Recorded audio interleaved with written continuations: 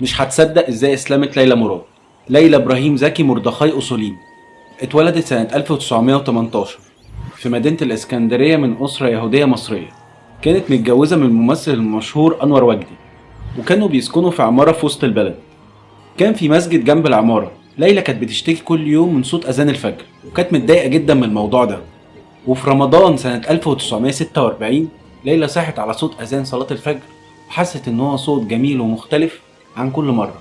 صحت أنور وجدي وهي بتقول له: اصحى يا أنور، ده صوت أذان الفجر النهاردة جميل ومختلف عن كل يوم.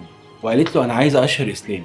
رد عليها أنور وقال لها: قولي لا إله إلا الله محمد رسول الله. وفعلا نطقت الشهادة. قال لها: يبقى أنت كده أسلمتي. وبعد ما نطقت الشهادة صلت الفجر وقعدت تقرا في القرآن لغاية الصبح. وصحت أنور وجدي وقالت له: يلا بينا، أنا عايزة أروح الأزهر وأشهر إسلامي هناك.